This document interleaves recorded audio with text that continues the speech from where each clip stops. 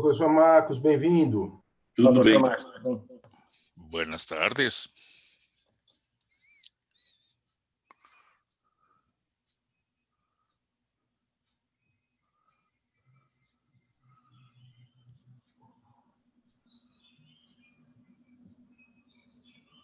Olá, professora Beatriz, tudo bem? Agradecemos pela sua presença aí.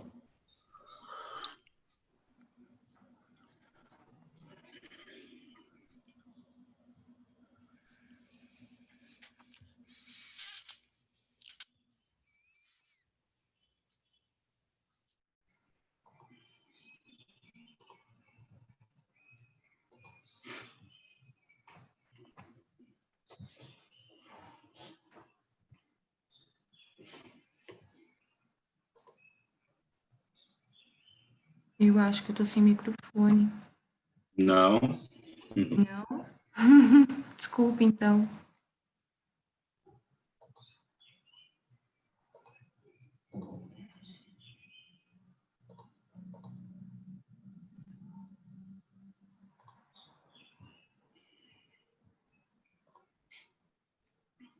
Bem, eu não sei que horas a gente deve começar, agora são 15 horas e 31 minutos. Son 13 horas 31. ¿Quién es el moderador? É o control master, só que a moderação da sessão acho que é feita Pela própria sessão, seria o próprio professor Marcos quem faz. El profesor Marcos. Acho que então, Ya que estamos todos aquí, podemos empezar nuestra participación en este Congreso Internacional sobre Propiedad Intelectual en tiempos de pandemia. Es una satisfacción muy grande poder estar aquí con todos ustedes para discutir un asunto importante que es la propiedad intelectual abierta como un instrumento de combate al COVID-19. Yo soy el profesor Marcos Waszowicz, voy a trabajar este tema de la propiedad intelectual abierta y en la exposición de este panel después el profesor José Augusto Fontoura de la Universidad de São Paulo trabajará el asunto de licencia obligatoria en el complejo económico de la salud, abordando los proyectos brasileños que están ahí y que podrán o no ser aprobados. Después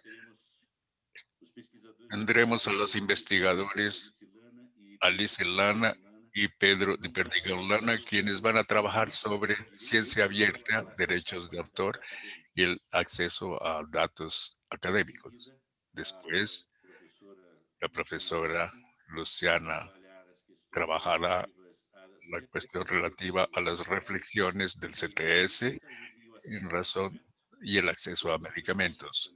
Otro profesor también investigador, el profesor Lucas Gonçalves, abordará el estado actual y los debates sobre el artículo 40 de la Ley de Propiedad Industrial, que amplía para más allá de 20 años la protección de la patente en el Brasil, la posibilidad.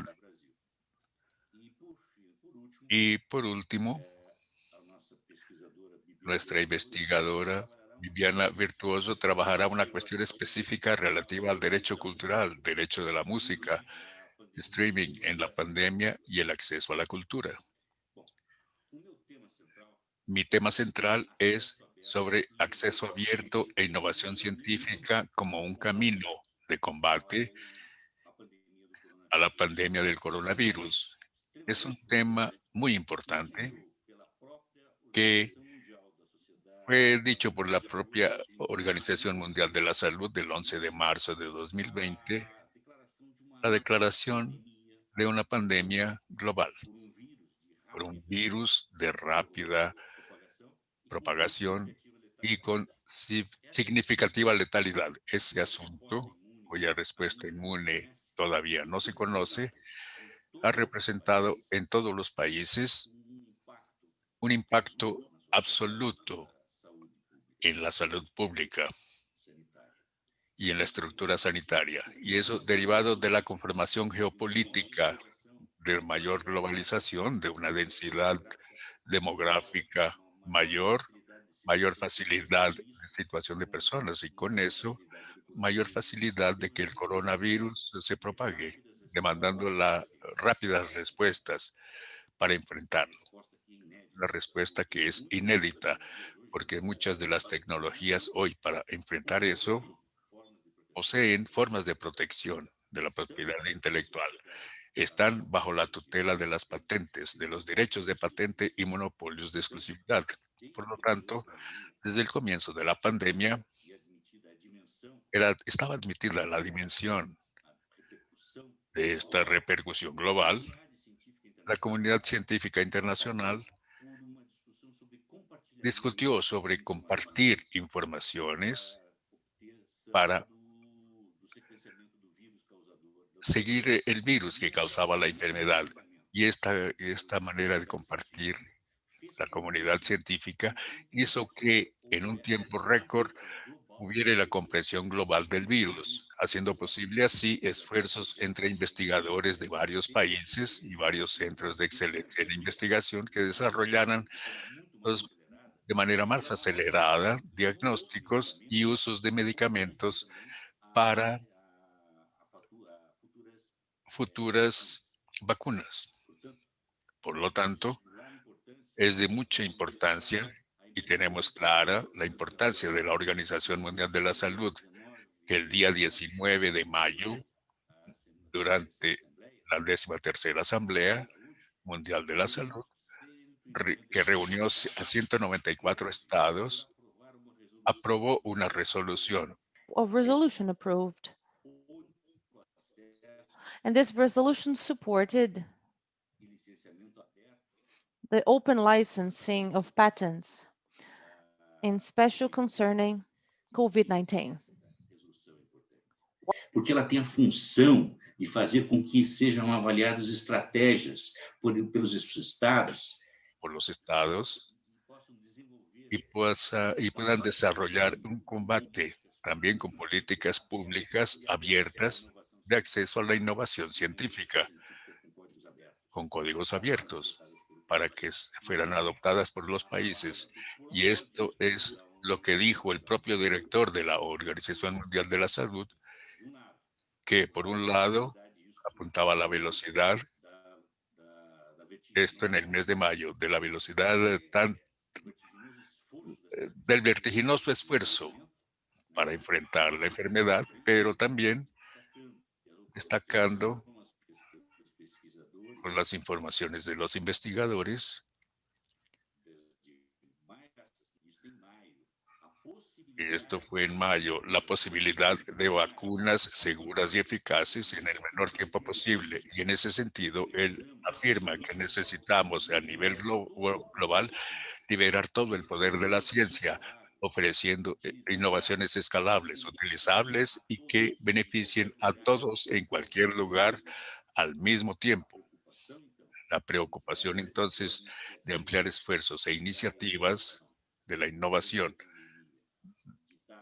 de la pandemia dictada por el reglamento de la OMS se justifica y se justifica más si analizamos el sistema internacional de la propiedad intelectual, el sistema internacional de patentes y los modelos tradicionales que existen en nuestro mercado en la producción y comercialización de medicamentos, como también por las reglas establecidas en el propio sistema internacional de la propiedad intelectual y sus actualizaciones, el acceso a la información científica de investigadores que es distintiva y que ahora, en este momento de pandemia, tenemos que tener una nueva visión. Entonces, lo que se aconseja por la comunidad científica es la necesidad de una nueva política de alcance global que le dé prioridad a la licencia de soportes abiertos. 2, de transferencia de tecnología. 3, que se creen y se establezcan políticas y alianzas para acceso técnico, así como en lo que se refiere al mercado, y esto es más sensible y más difícil, un compromiso de no aumentar los precios de los medicamentos durante la pandemia. La preocupación con la falta de capacidad real de producción de los eventuales medicamentos y vacunas para el combate es real. No se trata de una discusión académica, porque la propia industria farmacéutica que posee la patente sobre la nueva entidad química de pruebas de la COVID-19 dice que existen 8 pedidos más de patente que se relacionan con este producto. Entonces, el enfrentamiento del coronavirus depende de la capacidad de producción y de esta industria. Declaró que hasta diciembre de 2020, o sea, dentro de 60 días, ya solo tendrá condiciones de dar y producir 1.500.000 tratamientos, porque, claro, está muy para acá de la posibilidad mundial. Y existen muchas regulaciones internacionales y nacionales que tendrán que enfrentarse para garantizar que se desarrolle la medicina y que llegue a las personas que lo necesitan.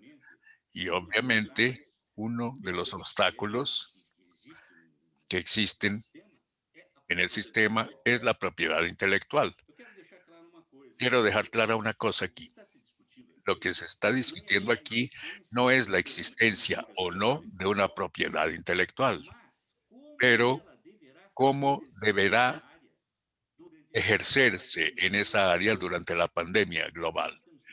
Lo que tenemos que tener claro es que ahora existe una gran oportunidad para practicar una gestión de propiedad global, de la propiedad intelectual, concentrándose en el interés público. Principalmente en este momento de la pandemia, resurge un debate internacional sobre ese asunto. Hay que pensar de nuevo sobre la licencia abierta, que es el caso que Alice y Pedro van a trabajar. El objetivo de eliminar barreras de capacidad de producción, que el profesor José Augusto Fontoura da Costa también hablará, en la producción de los insumos necesarios para enfrentar esta pandemia, como lo demanda el derecho de la salud, el derecho fundamental del ser humano, que será abordado también por la profesora Luciana. Volviendo un poco, durante la 13ª Asamblea de la Organización Mundial de la Salud, se destacó una propuesta, una moción de la Unión Europea. Y esta moción de la Unión Europea es muy interesante y muy importante porque ella visa la creación de un pool de patentes voluntarias para las vacunas. Entonces las empresas y las industrias farmacéuticas y los productores dejarán el monopolio y el uso exclusivo de sus patentes para que otros países con menos recursos puedan adquirir y producirlo localmente. Todo con el fin de combatir la enfermedad. Se trata de un engranaje internacional con relación a la licencia obligatoria y también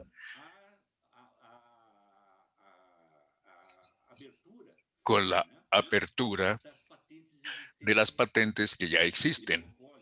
Este monopolio exclusivo de las patentes que ya existen, lo que hace que el gobierno y el Estado tengan mejores condiciones de implementar una estrategia, que será algo oportunamente tratado aquí. La posición de la OMS está clara en el sentido de una estrategia global, pero ¿cuáles son los vectores de esa estrategia? 1. El pensamiento del acceso democrático a los medicamentos. Access to all drugs. But the vectors would be, if they are stipulated by them, by the World Health Organization, equal access with no discrimination, equal access according to each need from each. sin distinción y acceso de todos los países por tratarse de una pandemia global. En este sentido, tenemos por un lado la salud y por otro lado el comercio de estos medicamentos dentro del escenario global. En el escenario del comercio tenemos la Organización Mundial del Comercio. Y en este tópico, mientras la Organización Mundial de la Salud declara estado de emergencia global ante la pandemia, la OMC también ve los acuerdos junto con la OMC según la declaración de Doha y van a alinear estos acuerdos. Dicen que no se debe impedir que los países miembros adopten medidas de protección a la salud pública. Entonces debe implementarse, interpretarse de acuerdo con los intereses de los países miembros para proteger la salud y promover el acceso a medicamentos. Entonces, en los dos sistemas encontramos que ya tuvimos en el Brasil en la década de los 90 una experiencia con relación a la licencia obligatoria. Tuvimos el caso de el HIV, pero ¿qué sucede? El Brasil presentó instrumentos legales de licencia obligatoria que en dos momentos diferentes con relación al VIH, en 2001 y 2007. Presentó a la OMC y tuvo el apoyo de 48 países para la licencia obligatoria para los medicamentos nuevos en esa época contra el VIH, y eran muy caros. Y eso implicaba costos enormes de vidas en los países. ¿Y qué pasa? El procedimiento de licencia, de acuerdo a la legislación brasileña existente, entonces, y ahora todavía, un proceso de licencia obligatoria va ahora en un país ante una pandemia global de la COVID-19, este plazo. Então, nós temos que ter outros instrumentos que possam dotar o nosso país, os centros de pesquisas, as universidades, e conectá-la com a comunidade científica internacional. E como que nós podemos ver isso? Nós podemos pegar alguns exemplos de países como a Alemanha, o Canadá. From Germany or Canada is. Aquí en América Latina tenemos el Perú, Colombia y Chile, que ya recientemente modificaron sus legislaciones nacionales, permitiendo el uso libre por parte del Estado con un pago de compensación e indemnización de la propiedad intelectual para las tecnologías e innovaciones en el combate al COVID-19, resaltando que el Estado de Israel fue el primero que permitió una licencia obligatoria para el acceso a medicamentos y fueron probados en el combate a la pandemia. Entonces, la cuestión está clara. En el mundo con la COVID-19 y en el mundo post-pandemia, el sistema de propiedad intelectual debe oportunizar una práctica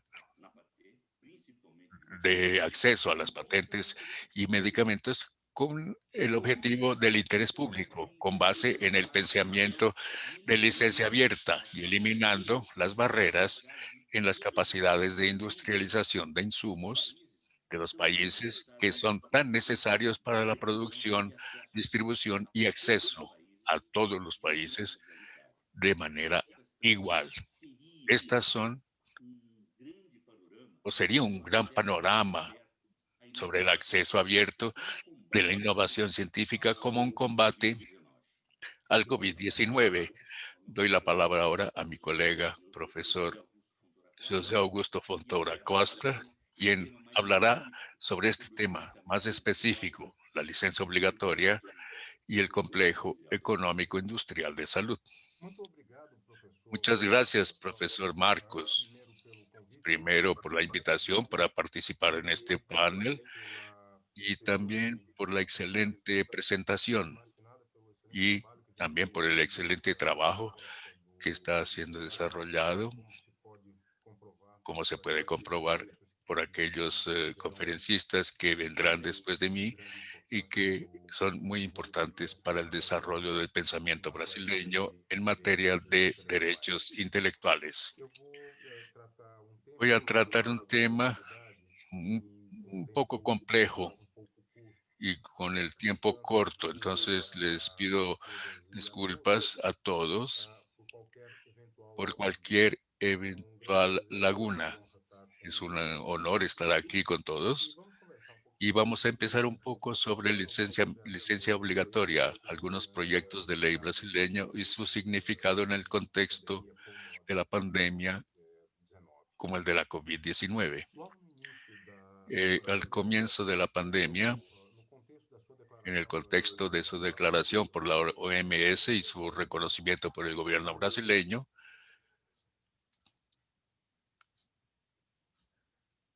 él silenció el micrófono.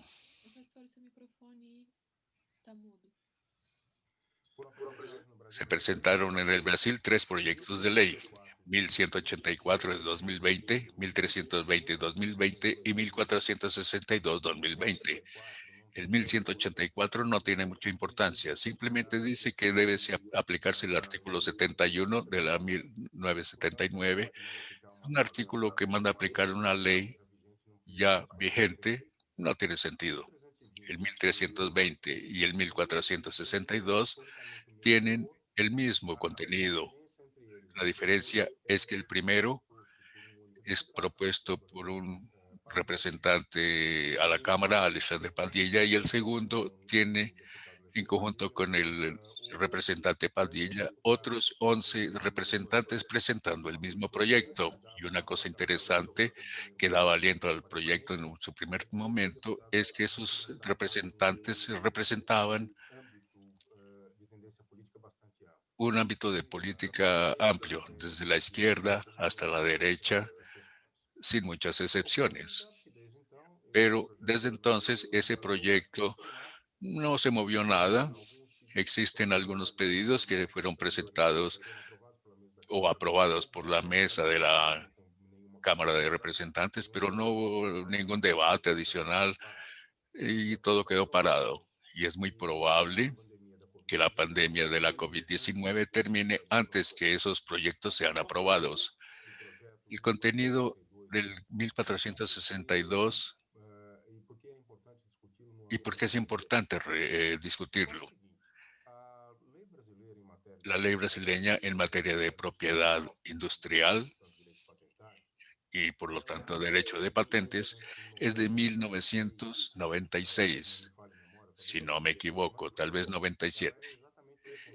Está en un contexto posterior a la aprobación del acuerdo triple y del término de las negociaciones de la ronda de la que da origen a la OMC, y la ley brasileña es una gran adaptación del derecho nacional anterior a los modelos del acuerdo triple. El acuerdo triple trabaja con licencia obligatoria de patentes en su artículo 31 y básicamente establece dos hipótesis. La primera es en la cual hay una oferta retenida de bienes o servicios, depende de la patente, en razón de esa patente no tener licencia. La patente no tiene licencia, existe el mercado para explotar esa patente, el gobierno puede, previa negociación y tratativas de obtener directamente del titular de la patente su licencia, el gobierno puede obligatoriamente licenciar esa patente. La otra hipótesis del triple y de la ley brasileña, que aparece en la ley brasileña en el artículo 71, primero aparece en el 68. En el 71 es para situaciones de emergencia nacional o interés público. Y en las situaciones de emergencia nacional o interés público hay diferencias importantes en los procesos de licencia obligatoria. La primera es que esa licencia obligatoria puede ser dada ex oficio y de manera general, o sea, sin la identificación del titular determinado para el ejercicio de la licencia obligatoria. Sin embargo, esto depende de la declaración nacional o de interés público o de una situación de emergencia. Ese caso, a pesar de que parezca una hipótesis rara, se pensó originalmente para cuestiones sanitarias y para el campo de los medicamentos. Pero por presión de los países de menor desarrollo relativo y con presión más o menos general que era necesario extender eso a otros campos, se trabajó un nuevo artículo del triple, que era el 31 bis, que era un desarrollo de un waiver que quedó vigente durante más de una década, pero la idea era dar un régimen especial a la licencia obligatoria en el caso de emergencias de naturaleza sanitaria en el campo de la salud. La principal diferencia de este caso para los demás casos, por lo menos en el triple, es que esa licencia obligatoria, además de ser ex oficio y ser general, también admitiría la licencia para la exportación o para la importación, mientras la base del artículo 31 era licencia para la producción orientada al mercado interno.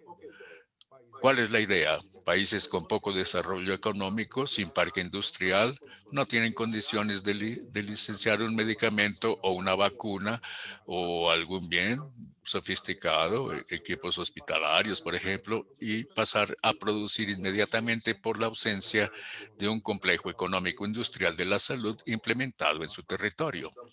Estamos pensando en ese contexto principalmente en países de África subsahariana y los medicamentos orientados a la mitigación de los efectos del SIDA. Ese es el contexto básico del artículo 31.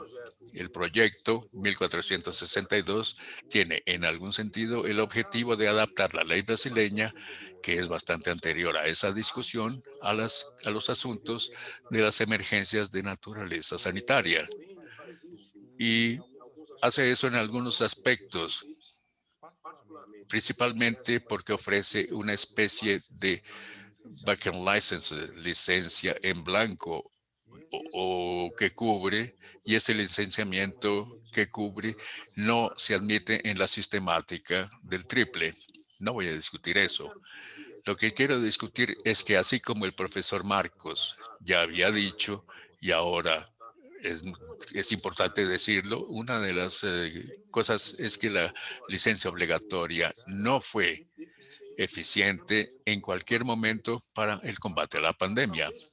Tal vez podría haber sido en algunos instantes con relación a equipos hospitalarios, pero medicamentos y vacunas no, porque yo no hago un plan de desarrollo de vacunas con licencia obligatoria. Hago eso con inversiones públicas, con consorcio, con gobiernos y empresas que van a desarrollar esos medicamentos, pero no con licencia obligatoria.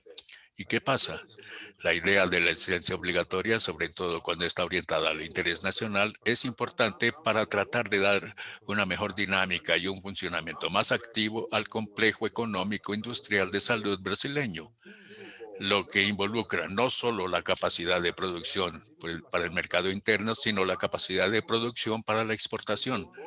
Porque a pesar de que el Brasil pase por un periodo largo de industrialización, nuestro parque industrial todavía tiene condiciones de hacer eso. Inclusive en las vacunas contra COVID, el Brasil tiene el potencial no solo para darle al mercado interno, sino ser un importante proveedor para todos los países de América Latina. Es necesario, entonces, a mi manera de ver, un proyecto de ley que altere y acomode la legislación brasileña al cambio del artículo 31, pero no me parece que los proyectos actualmente llevados a la Cámara de Representantes sean suficientes. Muchas gracias a todos. Espero no haber hablado mucho y le doy la palabra a la licenciada. Gracias a todos. Gracias, profesor Fontoura. Buenas tardes a todos. Es un gusto estar aquí con ustedes. Me llamo Alice Lana, soy investigadora del EDAW y voy a seguir ese gancho del profesor Fontoura de la producción de condiciones para generación de nuevos reconocimientos.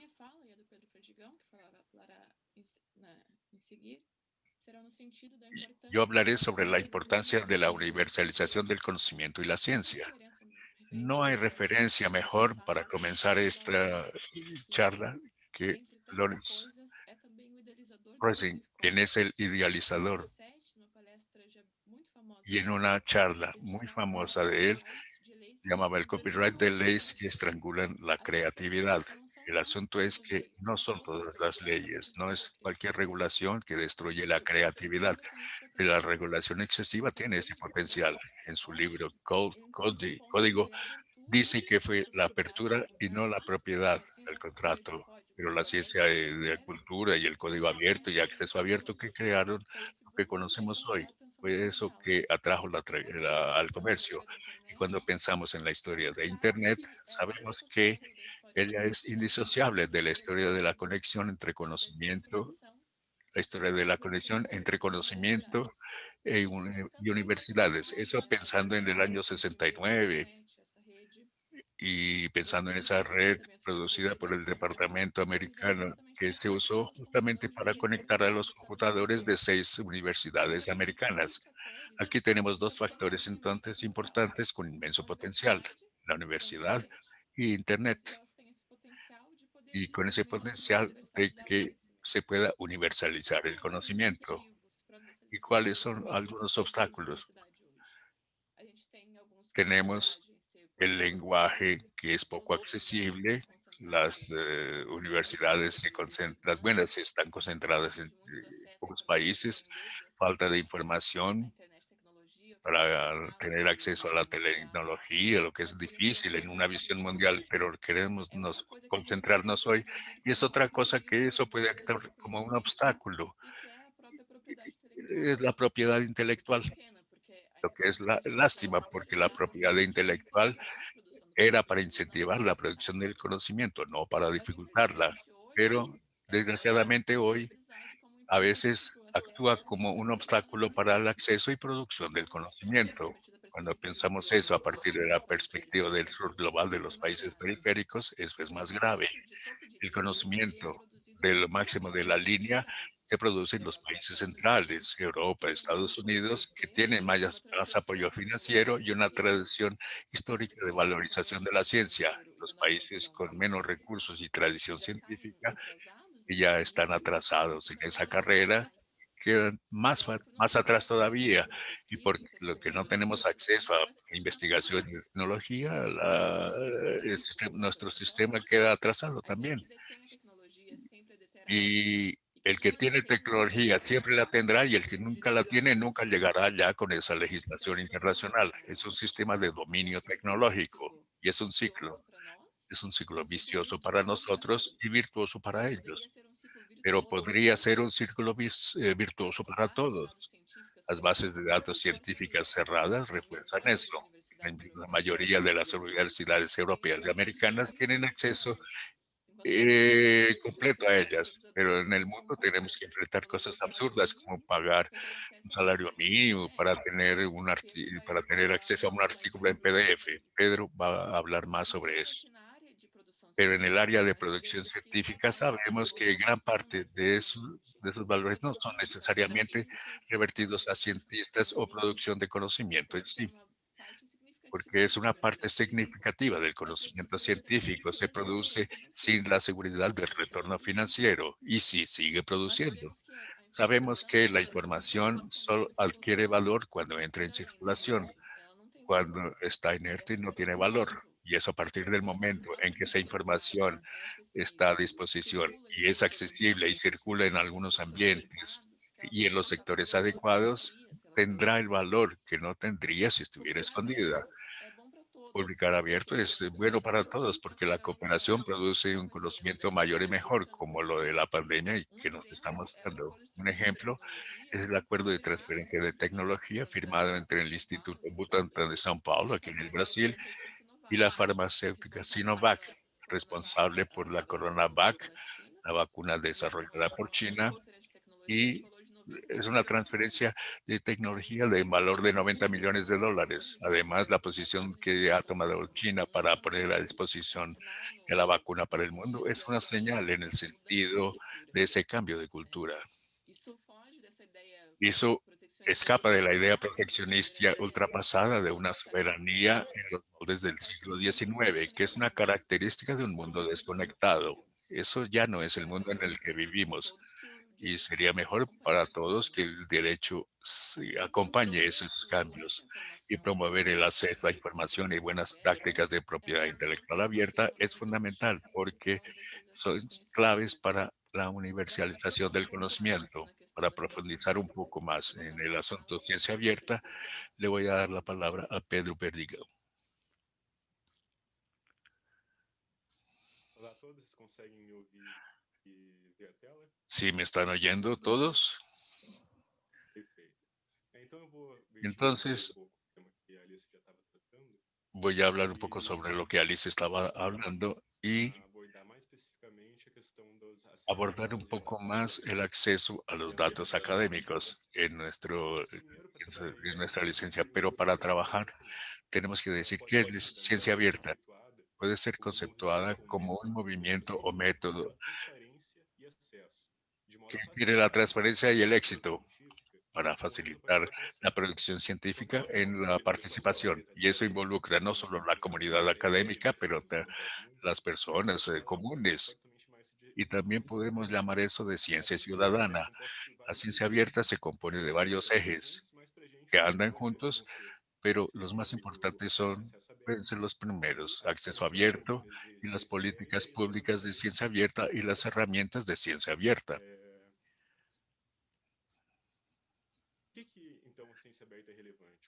¿Qué es importante en la ciencia abierta? La gran cuestión y lo primero que viene a la cabeza de las personas es la comercialización exagerada del conocimiento científico. La comercialización no es mala, pero cuando el acceso se vuelve prohibitivo, toma dos fases. Primero, hay un daño para el centro de investigación que históricamente ya tiene los recursos, como ya dijo Alice, y eso genera un círculo vicioso muy peligroso. Por otro lado, aparece un estímulo para las restricciones de los derechos autorales en la academia, dando recursos públicos y privados para la represión y no para la producción. Pero no es algo solo de acceso.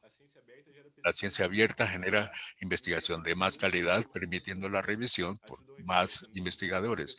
Ayuda a evitar que personas pierdan recursos repitiendo investigaciones ya hechas. Y es una forma de democratizar el conocimiento, como ya dijo Alice. Si vamos a la exposición, ¿qué es acceso abierto? Es un espectro de colocar a disposición material abierto que da conocimiento más accesible. Podemos tener varias intensidades de acceso. Un ejemplo de clasificación tecnológica de Peter Hubble es la apenas gratuitas con la reutilización inventada por los derechos autorales, pero también pueden ser libres, totalmente abiertos para reutilización. En ese campo hablamos comúnmente de comunicaciones por vía verde o vía dorada.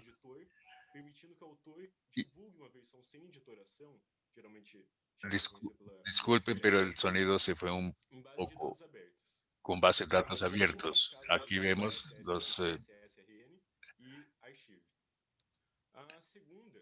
la segunda de la vía dorada, la publicación directa que se puede mantener financieramente con tasas cobradas a los autores o por contribuciones o por financiación pública, entre otras alternativas. Cuando no se puede pagar, puede ser vía diamante y después se puede hacer la divulgación propia, medios digitales o lo que acepte recursos mínimos o, por ejemplo, la academia. En Todos todos estos estos casos, casos, para para garantizar el mantener el acceso acceso, abierto, son esenciales varias herramientas. La primera es Internet primero, Internet, y la segunda es el derecho autoral permisivo. Las licencias son esenciales y son siempre necesarias para este método. En Brasil tenemos un movimiento de ciencia abierta. Por ejemplo, con el contenido que se produce en las universidades públicas, y la mayor intención es darle esa inversión a la sociedad. Entonces, por ejemplo, estas innovaciones CAPS quiere decir que vamos a concentrar en un único lugar un número de contenidos abiertos. Y no por eso tenemos, según la norma internacional, el país que proporcionalmente hasta el año 2015 que más tiene publicaciones de acceso abierto. Y aunque tengamos un número bajo de publicaciones científicas, somos el mayor país con más publicaciones de este tipo. Y antes de la pandemia estábamos viendo un aumento notable de las iniciativas en pro de la ciencia abierta, y esto es muy importante para la acumulación de conocimientos para la humanidad. Un gran ejemplo de esto es la construcción de las recomendaciones de la UNESCO para la ciencia abierta, que a mediados del siglo XIX dio grandes pasos para generar orientaciones metodológicas con respecto a esto. Sin embargo, solo con la pandemia se puede ver el potencial de la ciencia abierta que ha llegado a nuestras puertas. Con la pandemia, una necesidad de dar respuestas científicas con mucha rapidez y alto grado de seguridad.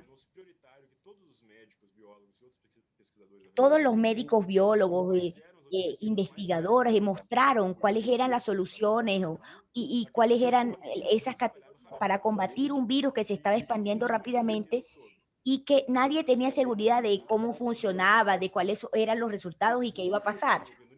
Surgieron muchas iniciativas en editoras, sociedad civil, universidades y el sector privado. Se crearon partiendo del sistema de ciencia abierta y llegamos a grados nunca antes vistos, sin cualquier precedente de cooperación y colaboración para manejar un problema común.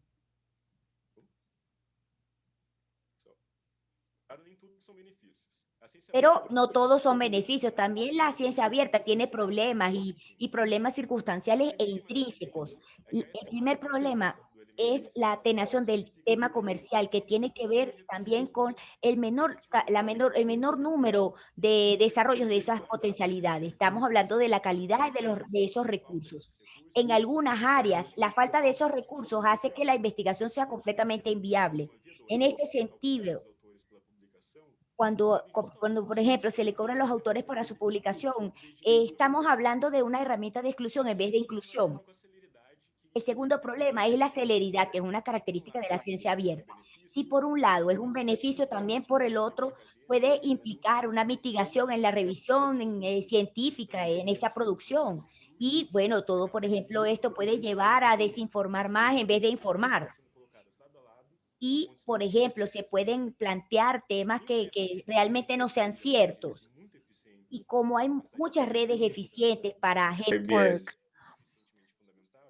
that bring not fundamented science may lead to false alarms and may harm health instead of helping out. So finally, we don't know exactly whether this increase in open science, access to all science, is localizado temporalmente. Por isso é muito importante placed in time. So when we que todas las entidades participantes tengan que empiecen a trabajar con la ciencia abierta, partiendo de lo que tenemos ahora, el sector privado, el gobierno, el tercer sector, todos tienen un papel importante para crear ámbitos regulatorios varios, distintos, que sirvan y que funcionen, y también hacer que todo esto sea accesible. La ciencia abierta, al final, es un método científico como cualquier otro. Siempre va a estar en construcción y justamente por esa razón siempre va a ser objeto de muchas críticas. Pero lo importante es que es consolidarlo y que no se utilice sin ningún cuidado, porque eso podría generar muchos males y no solucionar lo que se espera que se solucione. Muchas gracias por la atención.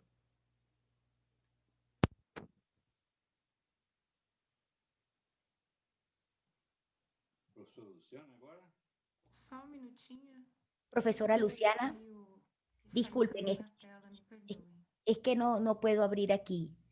Me salió un aviso. Sí, internet está intermitente. Sí. Buenas tardes para todos. Gracias por la invitación. Y les traigo aquí algunas reflexiones sobre la mirada de la ciencia, la tecnología y la sociedad a la nueva tecnología que llamamos de CTS, que es para el derecho a la salud y al acceso a los medicamentos.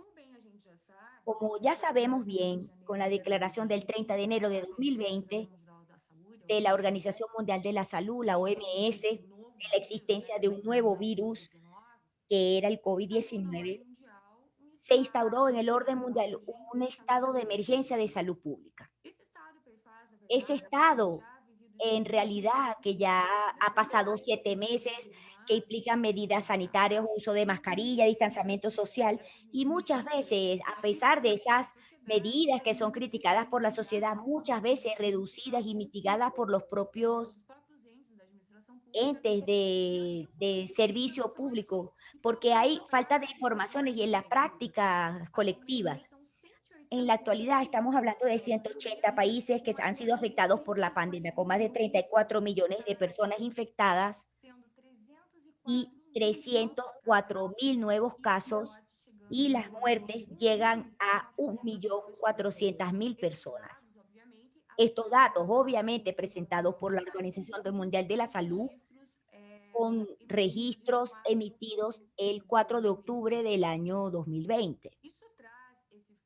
Eso trae que este hecho tenga mucha importancia, y no en hechos solamente en ciencia, pero también en sociedad, porque es un punto de inflexión de todos estos hechos, por la necesidad de entender y reflexionar de una forma más crítica y también interdisciplinaria el contexto donde se busca entender cuáles son los aspectos generales del fenómeno científico y tecnológico cuando relacionamos el derecho de propiedad industrial con el derecho a la salud.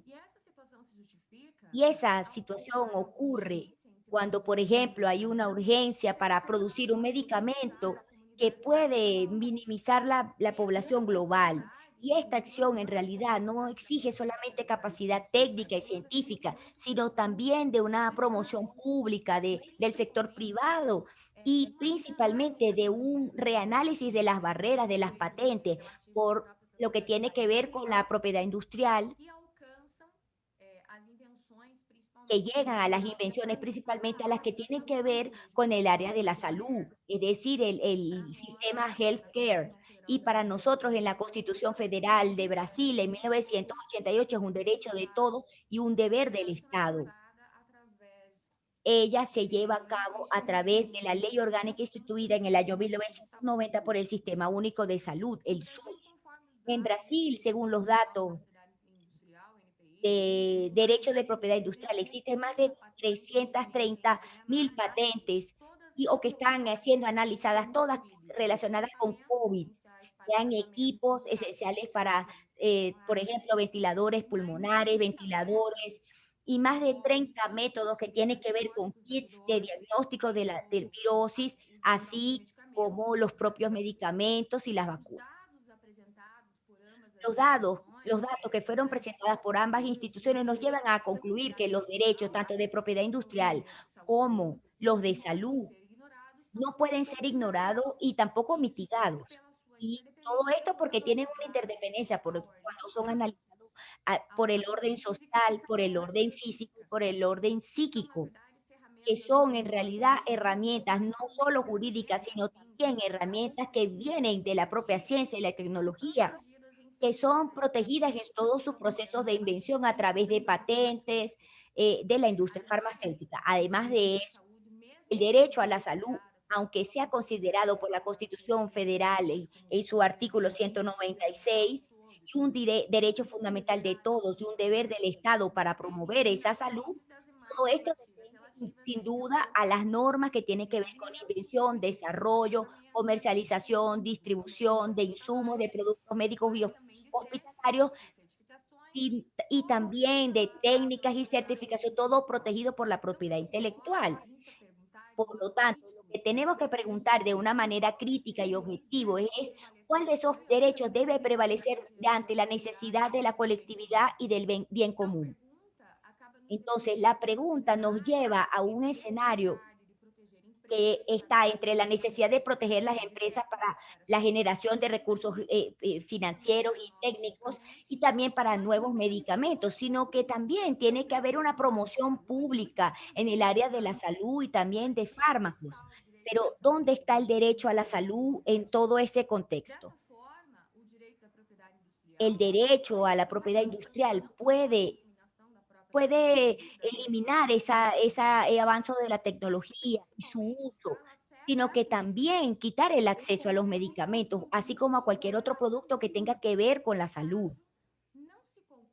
En caso de que no sea concluido por una emergencia o que haya algunos cambios eh, eh, sociales que puedan beneficiar la medida y la licencia obligatoria que ya se tomó desde en marzo de 2020 en Canadá, Ecuador, Chile, sino también porque se quiere llegar a esa autorización voluntaria pensando en los propios gobiernos o hasta la misma sociedad civil, para que ese problema se termine para una mejor práctica global y que pueda generar un beneficio para todos. Además, es importante destacar que otro punto importante, además de la propia autorización voluntaria, es el acceso a los productos. Y debido a los numerosos requisitos y llevarlos a mercados de consumo que puede llevar meses y años para poder llegar. Y todo esto es inviable en el tiempo que estamos viviendo. Por lo tanto, necesitamos soluciones factibles.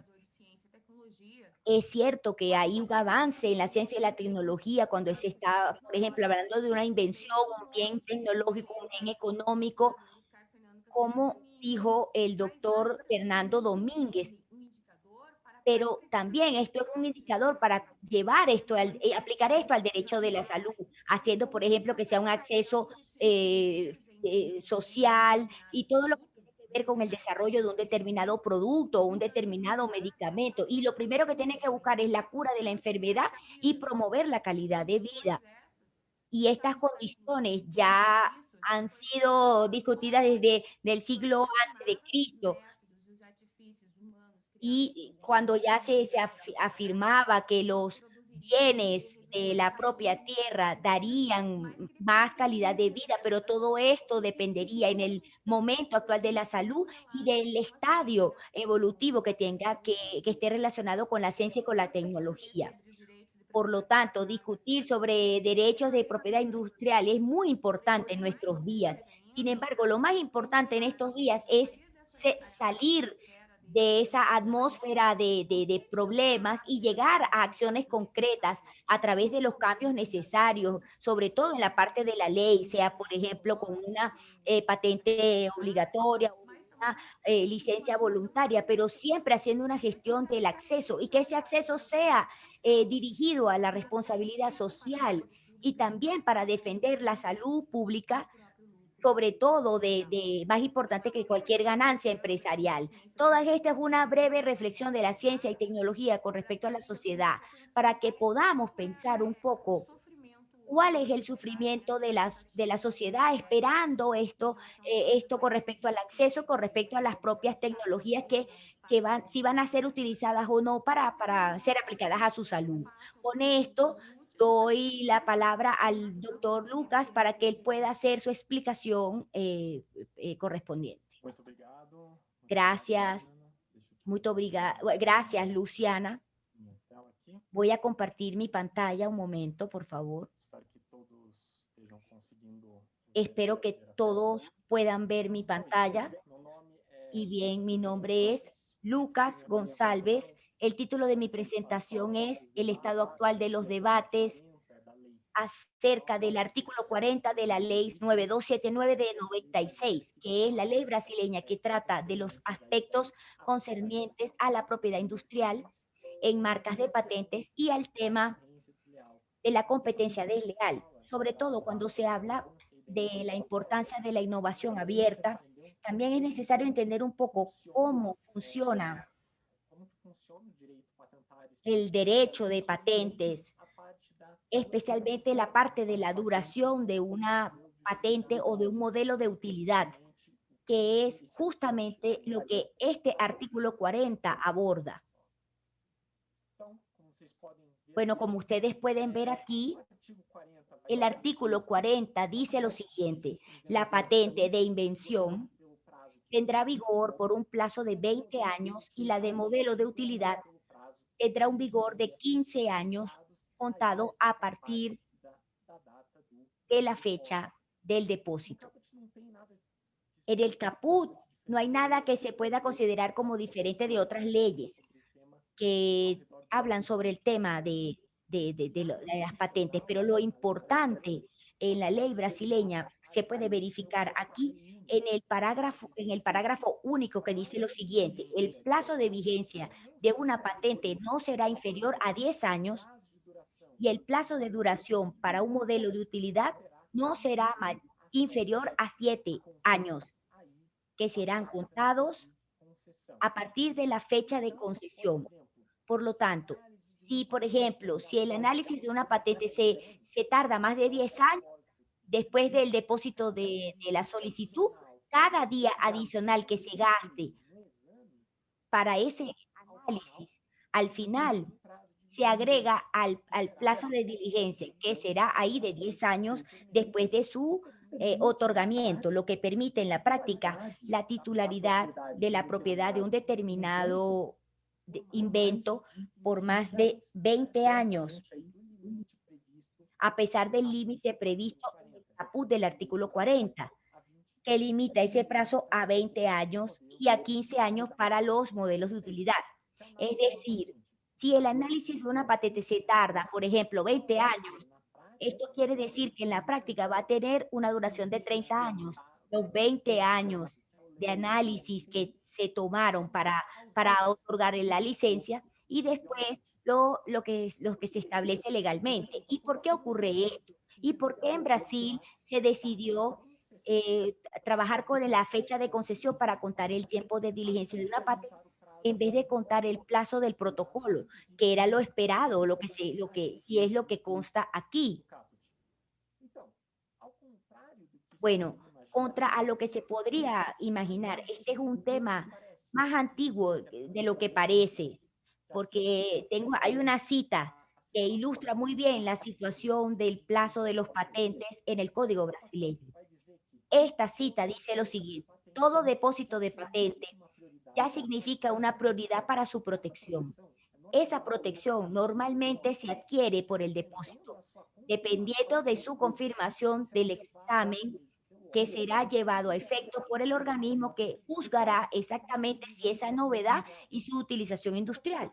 Sin embargo, la protección en todos los países del mundo se inicia con el depósito. Lo que pasaba aquí en Brasil es que en varias ocasiones estuvimos dando una protección desmedida, sin medida. Esto refleja muy bien el tema entre el modelo que se aplica en territorio nacional y todo esto viene del presidente del INPI, que es el doctor Tomás Tedín Lobo, que en el año 1971 dijo esto en la Cámara de los Diputados brasileños, en la época que ahí de la votación del Código de Propiedad Industrial brasileño en el año de 1971. Y esto porque la ley de propiedad industrial del año 1967 ya traía en su artículo 25 la disposición de que el privilegio de patente tendría una duración de 15 años a partir de su concesión, en caso de que su análisis durara más de 5 años. Con algunos cambios, la ley actualmente vigente regresa a este mismo formato, por el mismo motivo, que es la idea de que en caso de que el periodo de análisis de la patente tomara demasiado tiempo, tú por lo menos tendrías esa garantía de un periodo mínimo de protección. Y esto es sencillamente un tema específico de la ley. ¿Y por qué aparece todo esto nuevamente en Brasil? ¿Por qué? Porque estaba pautado en la Cámara ver la acción directa de inconstitucionalidad 5529 que se iba a juzgar en mayo de este año. Sin embargo, se retiró de la pauta debido a solicitudes de nuevas medidas. ¿Y en qué se pide aquí? Se pide la suspensión del artículo 40 del parágrafo único específicamente de la Ley de Derecho de Propiedad Intelectual de la Constitución brasileña. Con esto no habría Por ejemplo, la apertura de un caso para ver la vigencia de las patentes y de los modelos de utilidad en el territorio nacional. Lo que, según esta acción, tenía que ver con el tiempo de la protección patentaria en Brasil, que está en el inciso 29 del artículo 5 de la Constitución Federal, que la muestro aquí abajo en otra diapositiva. Es decir, lo que quieren es evitar justamente esa situación de que tú tengas una protección de 30 años por una patente porque ella haya tardado 20 años para ser analizada. Entonces, ¿cuál es la importancia de la discusión de esta disposición y por qué esa importancia y de ese juicio que se va a hacer? En primer lugar, porque mucho del debate sobre la importancia o no de este parágrafo único tiene que ver con lo llamado que se llama backlog de patentes, que es el tiempo que tarda una solicitud de patente para ser analizado y concedido y a partir de la fecha de su depósito. Esa fecha aquí es más o menos de 8 años. Ya hemos llegado hasta 14 años en algunos casos. Es decir, tú puedes hacer una solicitud de patente hoy y tal vez la puedes lograr en el año 2034. Sin embargo, en segundo lugar, el artículo 44 de esa misma ley de propiedad industrial brasileña, ella garantiza una indemnización retroactiva y por la explotación indebida de su patente. Entonces, aunque tú tengas un retardo en la aprobación, tú puedes cobrar por esa lesión de tus intereses jurídicos. Y todo esto lleva al tercer punto, que es, si tú sumas esta disposición del artículo 44 con la disposición del parágrafo único del artículo 40, tú tienes una protección efectiva de la patente que puede ser de 8 al plazo de 20 años. Y por la ley actual tienes un depósito que hiciste hoy y esa solicitud, ese proceso se puede tardar 15 años para ser analizado y después de eso tú todavía tendrías 10 años para aprovechar eso y para ser titular y accionar a alguien judicialmente por el mal uso de esa patente. Todo esto genera una protección efectiva que continúa, que estaría efectiva durante unos 25 años, que es lo que dice justamente en este artículo 44. Y pensar en esto, en que cada vez más necesitamos acceso a medicamentos de forma urgente por la situación de la salud, el tema de la explotación y cuánto tiempo se tarda para aprobar una patente tiende a perjudicar el acceso a los medicamentos. Y esto es muy fundamental en estos días. Y por fin, en último punto, es que se tengan plazos bien definidos para las patentes. El profesor Marcos Wachowicz mencionó un artículo de él donde se publicó un estudio de la FRJ donde se analiza el costo en el sistema único brasileño para la adquisición de medicamentos cuyas patentes todavía están en vigencia.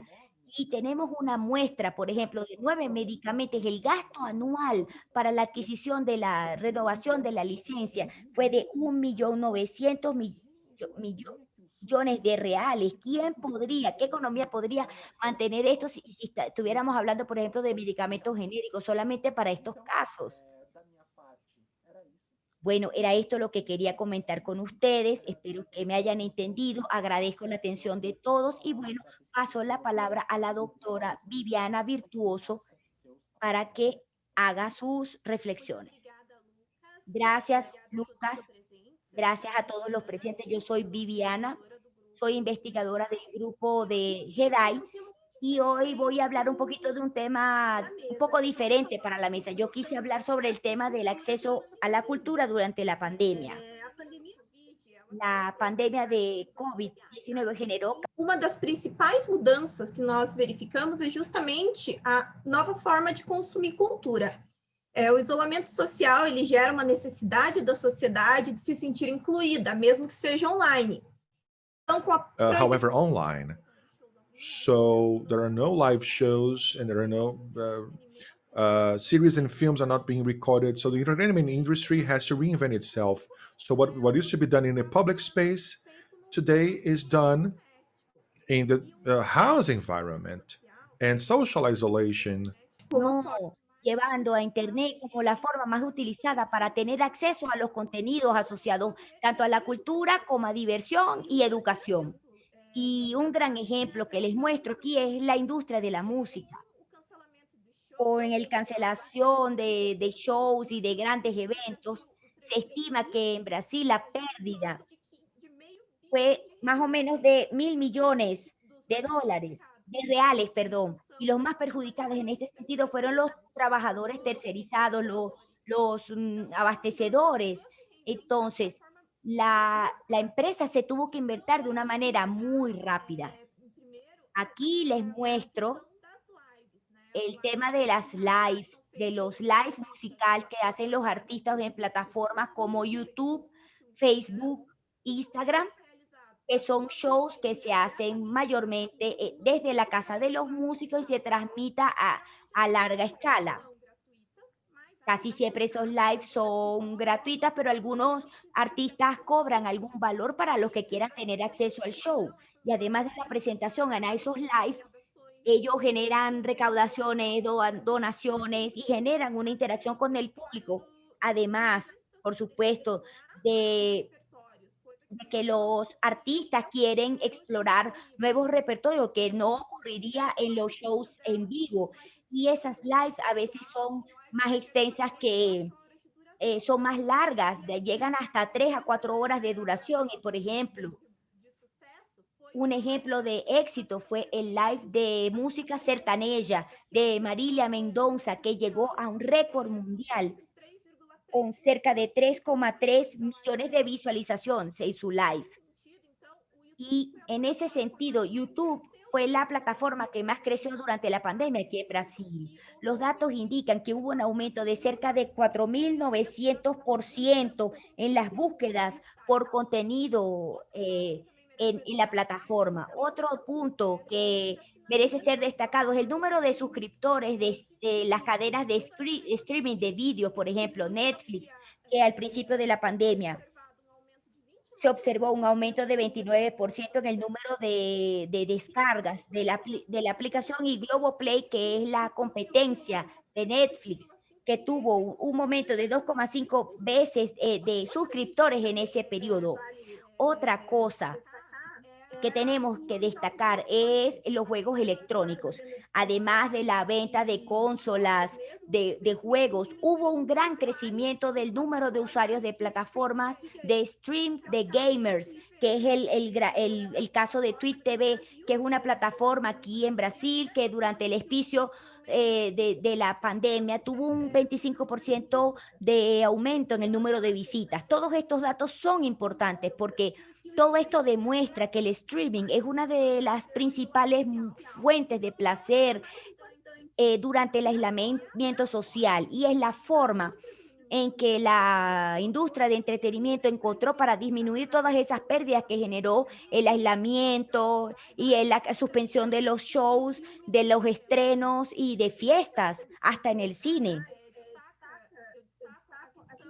Me gustaría destacar el tema de la discusión sobre la protección del contenido durante los eventos en vivo, que es el tema de los live que se hacen en YouTube, porque las interpretaciones en vivo no siempre se reconocen por los algoritmos de la plataforma. Entonces es mucho más fácil que tú descargues un live que trabaja sin ninguna liberación previa que el que está haciendo una interpretación en vivo. Además, hay problemas técnicos que impiden que los filtros de YouTube reconozcan las sesiones expuestas por el artículo 46 de los derechos autorales, como por ejemplo las obras que están en dominio público. Y aunque el mundo esté viendo el reinicio gradual de las actividades, no se puede saber a ciencia cierta cuántos shows y cines y todo eso vaya a volver a la normalidad. Y no se sabe tampoco si la industria va a mantener este formato que tenía antes de la pandemia. ¿Por qué? porque además del streaming se crearon otras alternativas, como por ejemplo para que la población pudiera tener acceso a la cultura aunque estuviera en aislamiento social.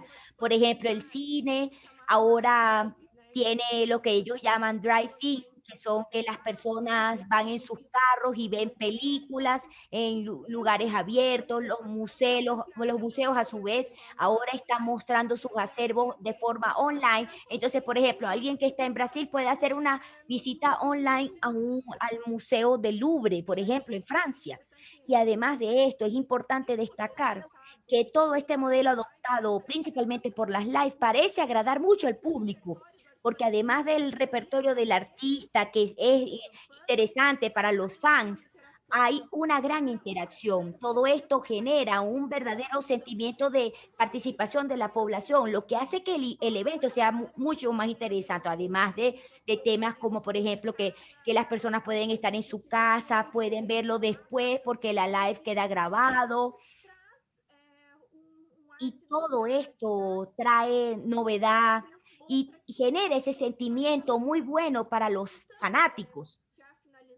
Y ya para terminar mi presentación, lo que veo es que hay una reinvención de la industria del entretenimiento, a pesar de lo grave de la pandemia, para que la población tenga acceso a la cultura y yo creo que son expresiones mucho más importantes de antes. No sé, no puedo hacer una previsión de lo que va a pasar después del coronavirus, pero puedo decir que la sociedad comenzó a consumir más cultura durante el aislamiento y todo esto sería beneficioso. Les agradezco a todos y le doy la palabra al profesor Marcos para que pueda finalizar.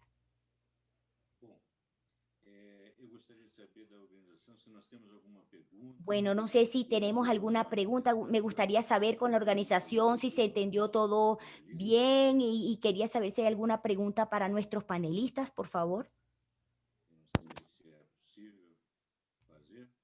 No sé si es posible hacer alguna pregunta. Sí, hubo una pregunta y ya Lucas la respondió directamente en su presentación. Ella dio las respuestas que estaban ahí. Bueno, agradezco la presencia de todos, la participación de todos nuestros investigadores aquí presentes con nosotros y haber traído su reflexión con respecto a la propiedad intelectual en este contexto de pandemia. Yo ya les dije, pero me gustaría insistir, no se trata aquí de discutir la existencia de la propiedad intelectual o no, el derecho de patente o no el derecho de patente, sino que entendamos que el derecho de patente es un instrumento, es una forma y una gran oportunidad de manejar con la propiedad intelectual como un foco de interés público, especialmente pensando en las patentes abiertas y también eliminando barreras para la capacidad de insumos que son necesarios para enfrentar la pandemia por parte de los países. Un gran abrazo para todos, todos nuestros participantes y a nuestros panelistas y hasta una nueva oportunidad. Un gran abrazo para todos y feliz tarde.